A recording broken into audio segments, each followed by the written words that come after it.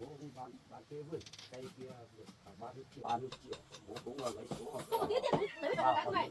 Thế thì chị lấy kìa, con chưa trả đủ cho tôi. thế ô lần đúng là không đúng Bố mẹ cầm đấy.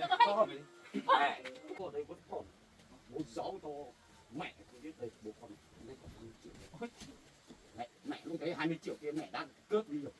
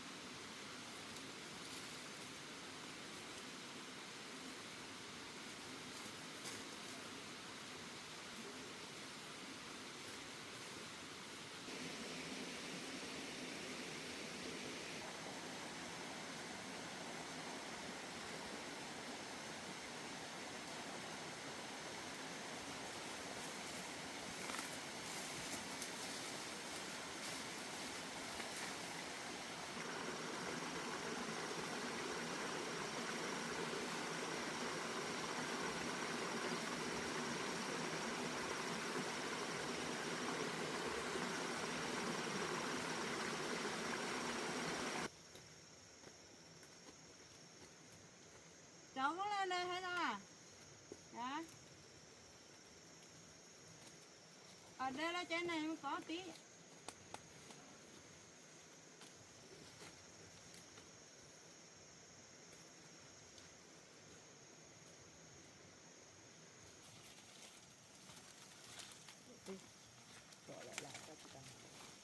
Chỗ lên đây hãy đi.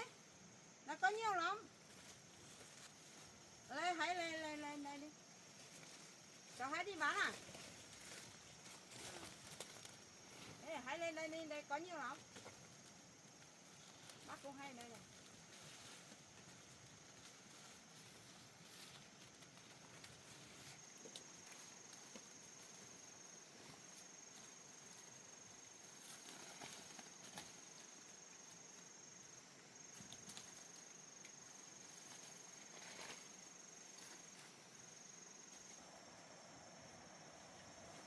Cháu đi bánh đi, hãy đâu đấy? Đi mua bánh à?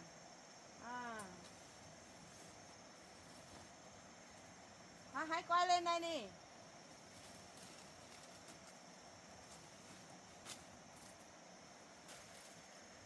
Nhiều lắm. Hãy ngang qua đây đi.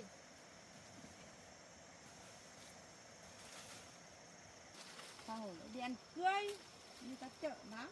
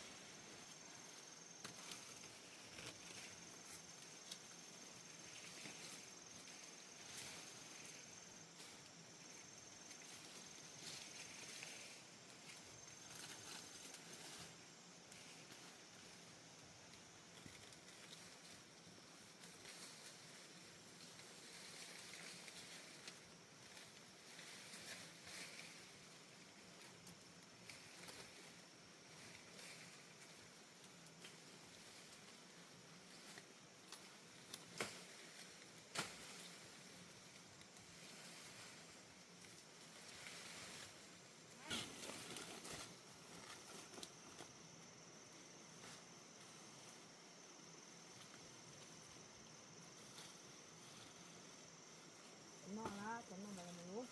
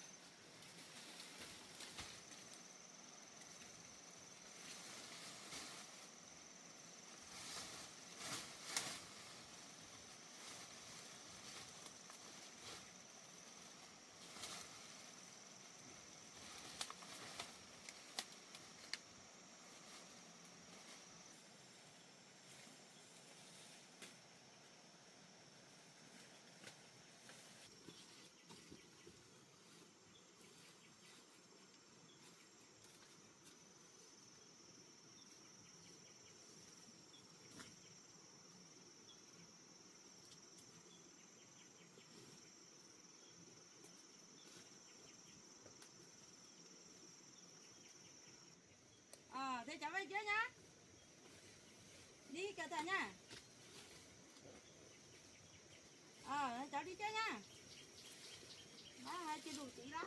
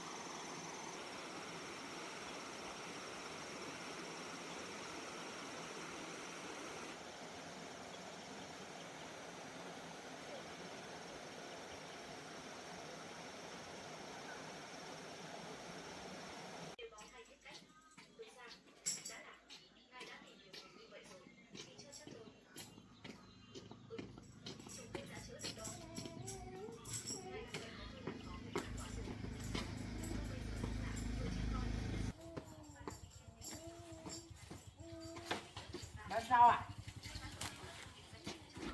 Cái này rau gì vậy? Rau đắng à? Bao nhiêu tiền một mớ?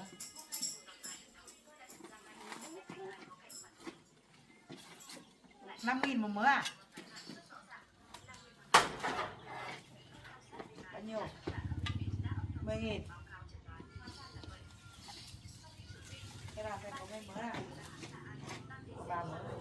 Kia là cái gì không đọc? Ngon cái này à? Cái này thôi. Cái này có bán không? Bao tiền?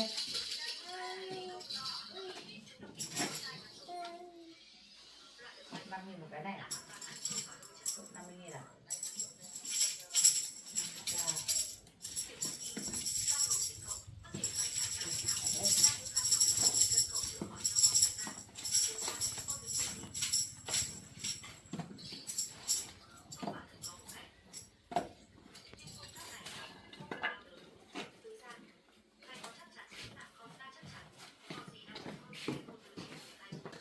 Rồi.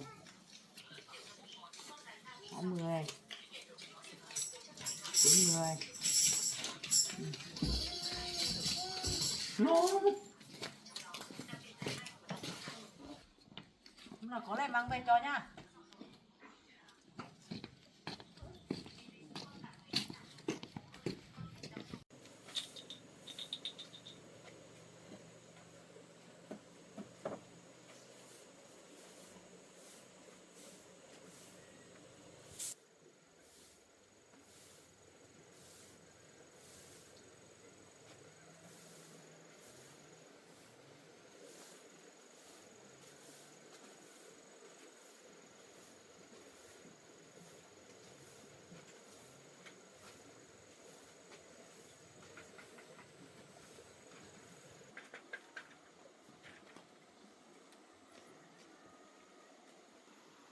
Em vừa đi làm về à?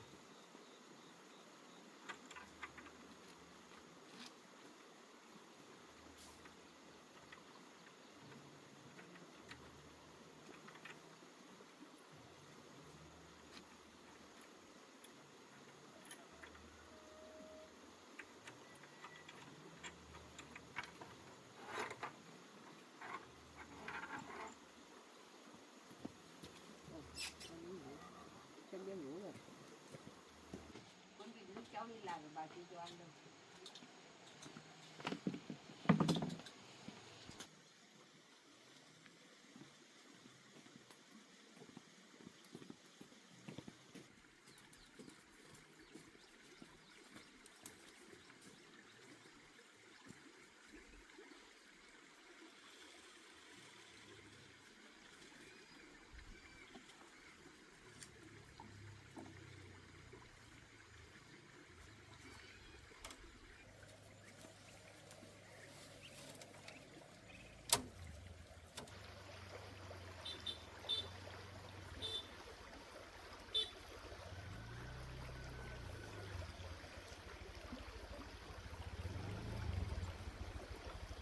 Ít coi cái chỗ của mình nó ra ngoài đường anh chăn ngăn đi à?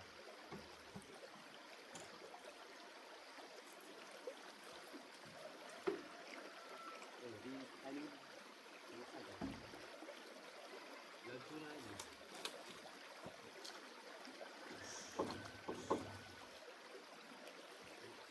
Đây, các bạn này. Lấy nước như thế này cũng vất vả, với lại ngăn này cũng to rồi, hay là ở chỗ này đi đắp cái này đi, anh cũng định bảo vợ rồi đắp chỗ này xong là mình lấy lưới che một chút chỗ này để cho nó mở cái cửa ra để ra nó ra uống nước. Cái nước ở trong cái bình này thì mình cho thuốc thôi. Thuốc thì uống bây giờ chắc lớn rồi chắc sao nước mãi nó chán thả nó ra cho nó thoải mái tí. Tắt chỗ này luôn. Thì anh để anh cất điện thoại nhé. Cứ bỏ này. Đặt luôn chỗ này đi. Bà với em bé không vào nhà nữa. Làm việc luôn.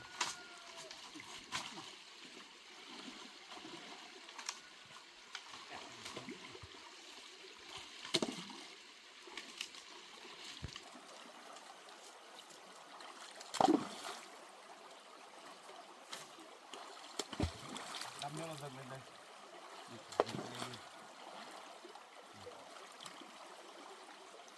Nặng thế.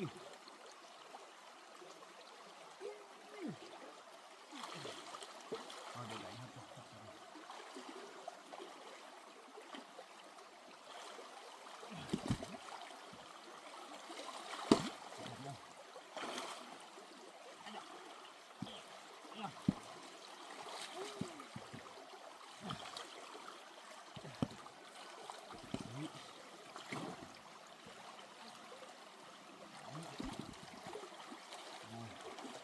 Chèn chỗ này đi.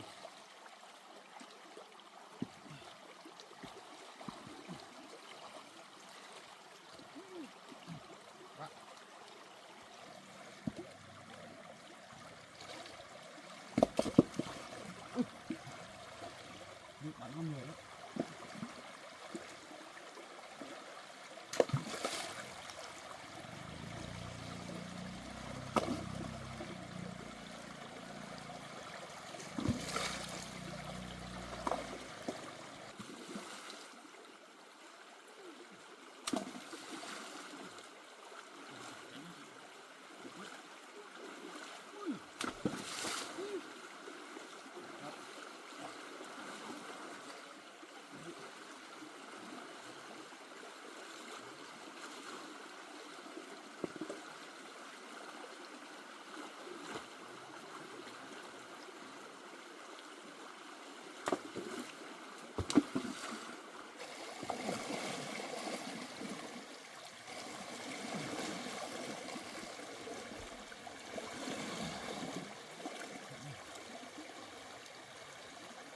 Ủa nặng thế.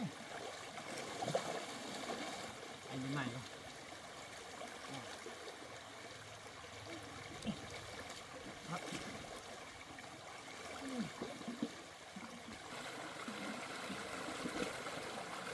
Vần cái hòn này nặng.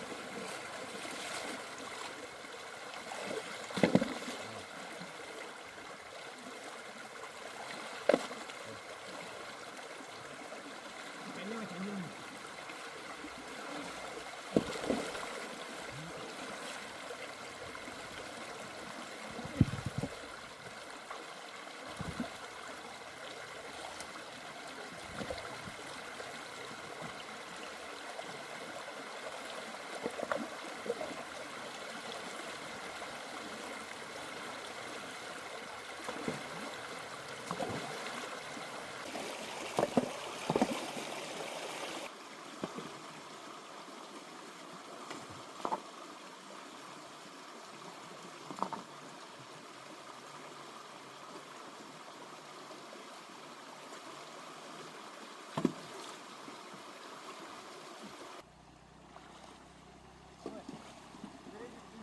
Cái đi lông kia về lót đi.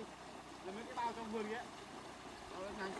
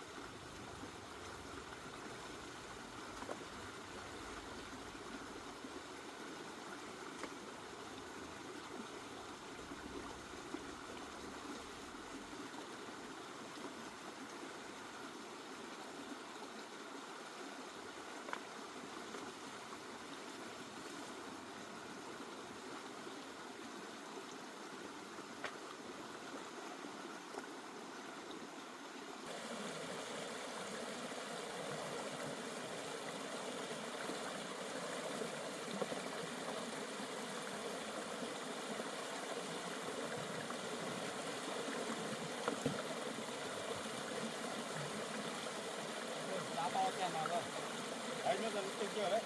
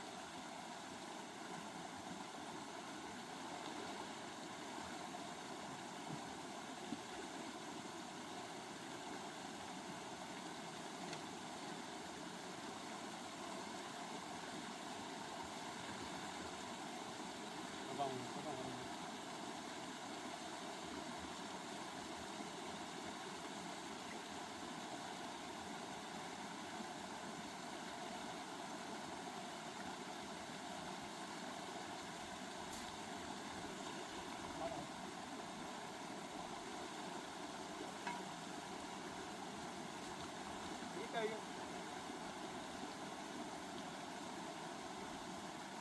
Rào tạm qua đây để cho con vịt uống nước ở đây.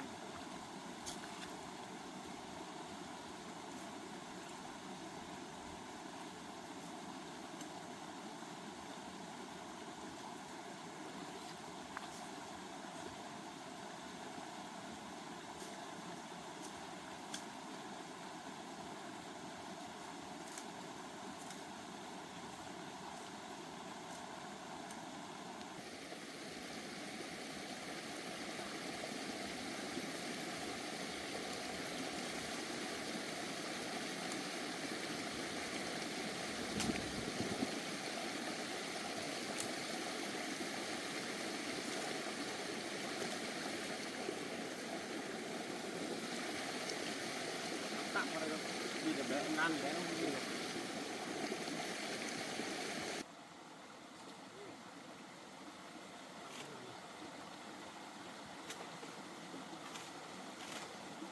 Đó, lưới mình đặt qua đây thôi.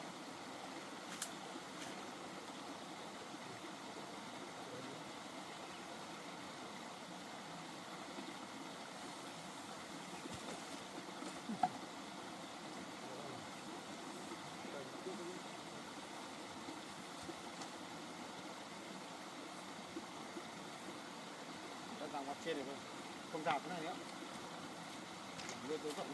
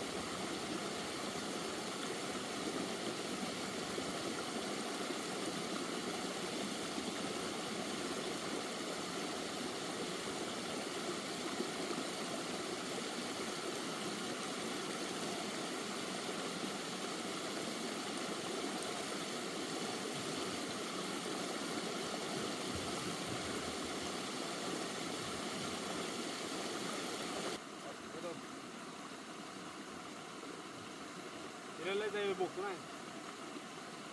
Đuổi con vịt xuống đây. Đấy, đi vào nhà lấy lưới nhá. Lưới và rào nó không thể đi.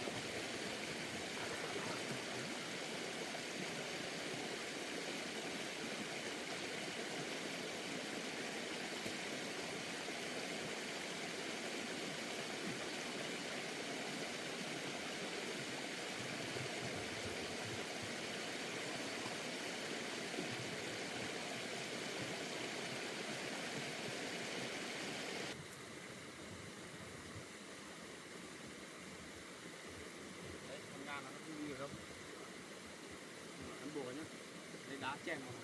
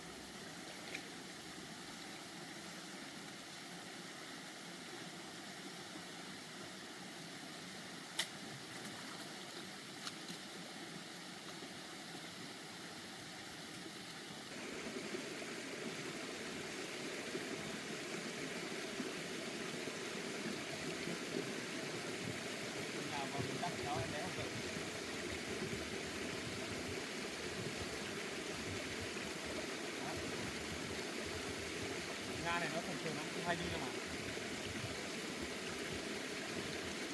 Một đấy. Các em bé dậy rồi ấy.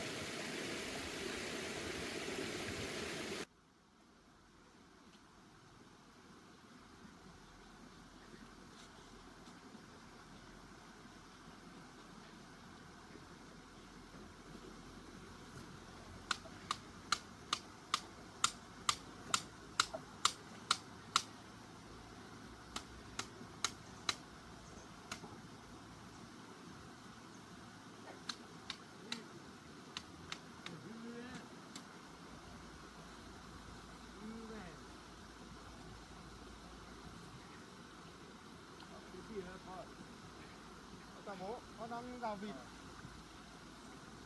Ăn hay là gì? À, con ngan thôi. Bà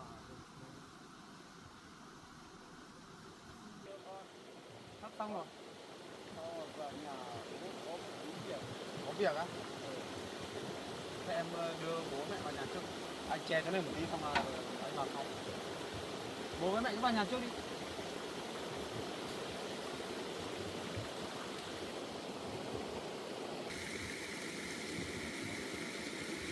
Không biết là bố mẹ về có chuyện gì không, mẹ có cảm mẹ cũng lên đây.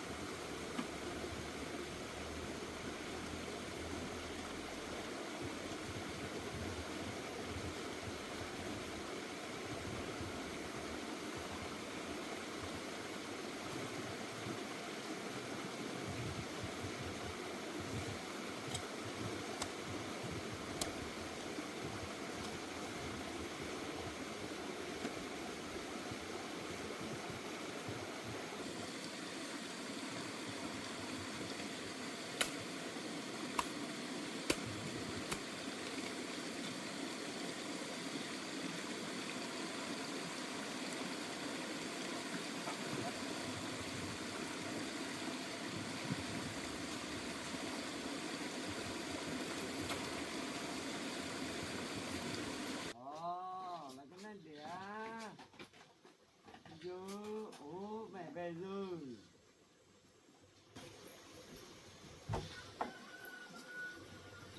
Chúng hãy cầm bắt tao xuống đây. Có một tí việc nên xuống nhẹ cái nhé. Sao có vẻ nhìn mẹ không được vui cho lắm nhỉ? Chúng ta cũng mặt đen xỉ này mà các con làm nó không đúng, nó toàn như thế nó có nó. Nhà con có chuyện gì không?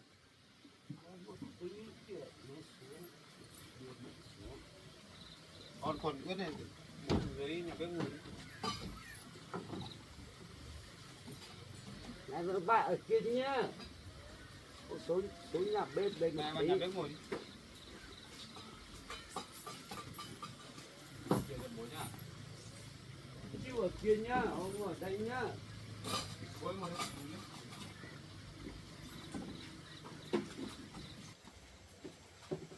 Thế có chuyện gì bố nói đi.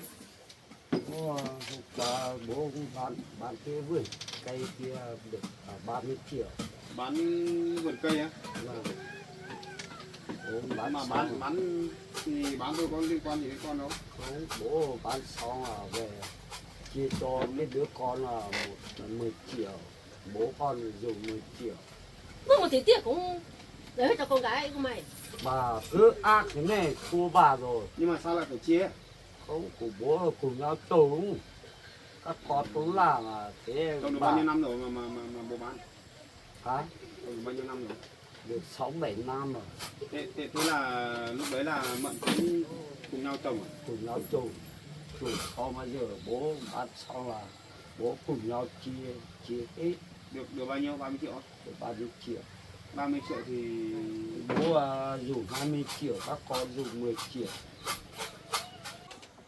Con ạ, bố cũng mang tiền xuống rồi, bố cũng bán cái vườn cây kia là 30 triệu, bố cũng lấy xuống rồi. Bố một tí tiệc cũng để hết cho con gái của mày. Cấp đi Tí 10 tí chỉ triệu. lấy kìa, con chưa trả đủ cho tôi. Có cái gì bà đây con bố cứ cầm Đây, đây, về đây. để chi tiêu cho Đúng, gia đình như ba- sao là 30 triệu. để mua thuốc đi. không, bố cũng không dám dùng cái loại tiền này cùng nhau làm đâu. Nhưng mà Bây giờ bây giờ bố mang xuống đây cho vợ chồng con thì nhưng mà mẹ có được vui đâu thì con không dám nhận đâu. Bà con đi làm thôi, toàn con gái làm thôi, bố ông làm. Nhưng mà bây giờ bố cũng tuổi cao rồi, mẹ cũng có tuổi rồi, thế cứ để dùng đi, con không dùng đến tiền này đâu. Bố mẹ làm vất vả. Bố biết rồi. Cầm về đi. Con cứ cần đi, bố lúc nào bố cần đến bố các gọi các con. Bây giờ Nhưng mà- bố cũng bán rồi. Vườn cây cũng bố cũng bán. Sao xong bố rồi. không để nhà để trong nhà đi, bố mang ra đây lại. Ông là đưa cho con mà, có đứa con phải đưa, nó còn có con nhỏ, con cứ cần đi. Để đấy xong bố mấy nữa bố còn để mua thuốc uống. Mua thuốc các con nó biết rồi, bố hiểu rồi. Lúc nào bố gọi các con là các con cũng biết rồi. Thôi bố cứ cầm về. Bố không cần. Nếu mà bố bán được 30 triệu thì bố mang về, xong là nếu mà mẹ không đồng ý thì chia đôi ra. thế Thế thì à, con đây con không dùng đâu. đây con, bố chia đôi. Bố mẹ toàn như thế là cho mẹ cầm hết đi 20 triệu, còn cái này là đưa cho con. Bố làm thật đấy. Đây con cứ cầm đi con. Con ạ, con cứ cầm đi. Bây giờ bố đã bằng này rồi, bố đã nói rồi, con cứ cầm đi, cầm mà còn đứa nhỏ còn ốm yếu ấy, đi lấy tiền đi mua. Thì bố đã nói rồi. bố làm như thế là cũng đúng, bởi vì ngày xưa nó chuẩn ra là Mận cũng được hộ gia đình chồng đúng không? Có. Nhưng mà bây giờ Mận đi lấy chồng rồi thì có con lo rồi. Cái này số tiền này bố cầm về để Con ạ, lo cho cầm cuộc đi, sống cái đi. này là bố là đã biết rồi. Bố cái gì bố cũng không tham lam cái gì đâu. Bố nói cái gì bố nói thật. Không lấy hết cho tôi. Tôi đang có tiền rồi. Mà lúc nào cũng tham ô tiền là chết ô. Con gái của tôi ở dưới kia hồ không có tiền rồi, không có tiền ăn đi. Ô Cái này bà. nó thật á. Không đi bán Đứa cái nào kia cũng bố con thì của tiền mình. cũng cho con gái của mày. Lúc nào cũng nói thế, tao mới bắt xuống đây. Mới đi hỏi thực tế. thôi Thế ô làm À. đúng hay không đúng? bố mẹ cứ cầm về Cho đi. tôi hết đi. Cầm về đi. Mẹ, không cho đâu. Bà cứ tham ô tiền. Tao ghét lắm. Thật đấy. Thế mấy hôm là tao còn bán cái gì à, còn bà còn lâu. Cái vợ kia cũng lấy tiền cho con gái cùng. Bây giờ tôi Bà phải đó, không thua cho đâu. Thôi mẹ cứ cầm về đi. Con không dùng tiền này đâu. Có tiền kia, có tiền ăn rồi.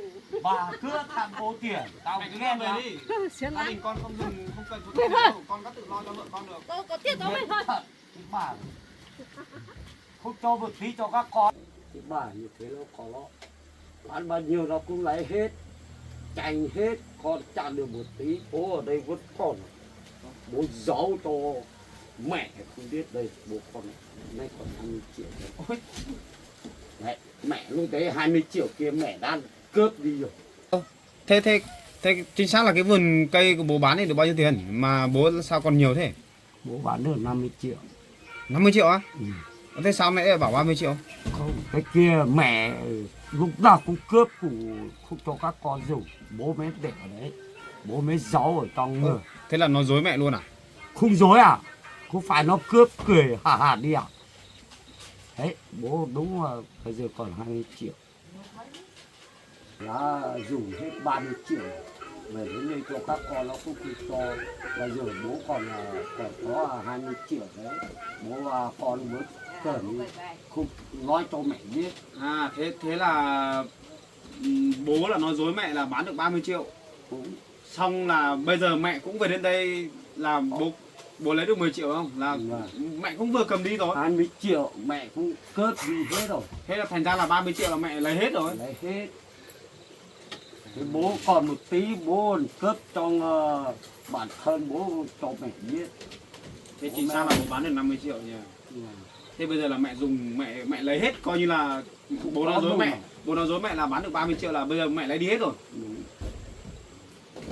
Bây giờ con cứ cướp 20 Thế cái này là 20 triệu là bố bây giờ bố lại mang về cho Mận đấy.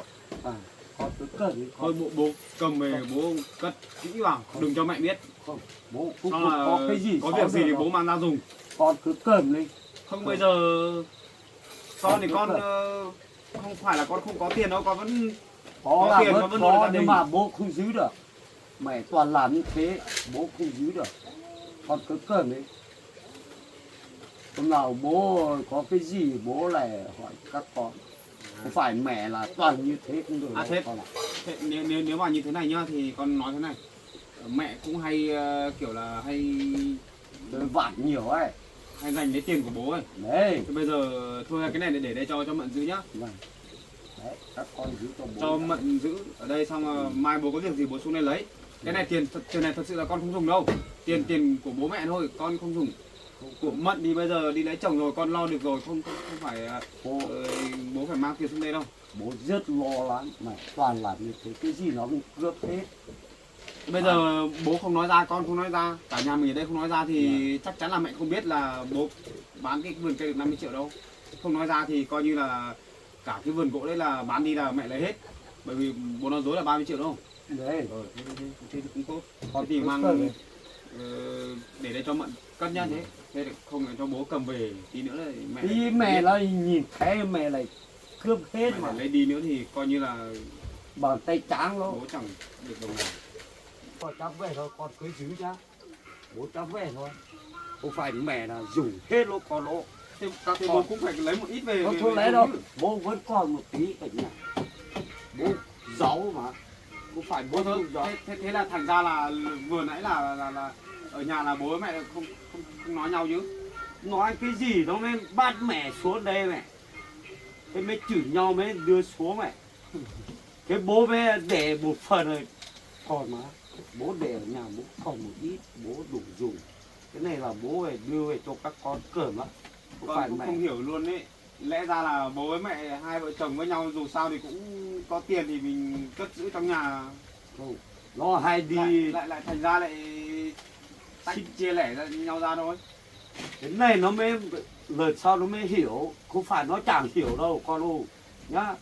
Con nhá, bố về nhá. Rồi thì bố về nhá. Thế thì bố cái tiền này con cứ để đây cho Mận giữ nhá. Vâng. Không giữ để là mấy nữa này mẹ lấy đi hết thì cũng thương bố. Kể ra thì bố cũng thông minh đấy nhỉ. Nói dối mẹ bảo là bán được 30 triệu. Đấy mà nói ra là bán được 50 triệu thì chắc coi như 50 triệu là đi sạch. Khiếp thật nhỉ. Không biết ở nhà bố mẹ có chửi mắng nhau gì mạnh không? Cả mẹ cả bố xuống tận đây. Đấy, em nhìn thấy chưa? Mẹ vừa về đây bố vừa lấy tiền ra cái này đã có thời cơ là mang đi luôn. Kinh thật. Mình nghĩ là mẹ là đi theo bố xuống đây để giành lấy cái số tiền bố mang xuống đây cho em ấy. Cho nên là mới xuống đây thôi. Bây giờ cái này thì tiền của bố thôi, em cất cho bố nhé. bây giờ mình mà không giữ cho ấy, là mẹ lại lấy đi đấy. Bây giờ giữ ở đây đừng có ra nhé, mang vào trong kia, cho vào cái túi cái túi ở trong tủ kia, chắc vào trong nhà mình bây giờ chắc không người xấu không có. Thôi cứ xong mang tiền lên cất đi, cất trả tiền đấy xong là đi, xong anh trở lại cái chỗ trùng vịt kia xong là đi cưa rau xong nghỉ thôi. Lại hết cả đoạn trần rồi. Cứ tưởng là đến nhà có việc gì quan trọng chứ, hóa ra lại cái chuyện này. Chứ thật ra là mẹ em là không bao giờ xuống nhà mình đâu, có việc quan trọng việc gì thì mới đến đây. Cháu ơi, đem đẹp của mình này xuống gây chuyện, gây tiết tiền à? Không, cũng gọi là đến lấy tiền, nhưng mà cái này là tiền, thật ra là tiền của bố của Mận ấy, cái vườn rừng ngày trước cả nhà cùng nhau trồng ấy. Vâng. Cái bố Mận bảo là hôm qua bán, đấy, bán được tiền xong là chia cho Mận một ít mang xuống đây cho Mận ấy. Vâng. Lại mẹ của Mận lại đi theo để giành lấy tiền, giành hết. Vâng. Thế bảo Vâng. thế thôi bà cho em bé nhá. Vâng. Cháu với Mận đi làm chút việc. À. Mâm cho bà ăn. Rồi.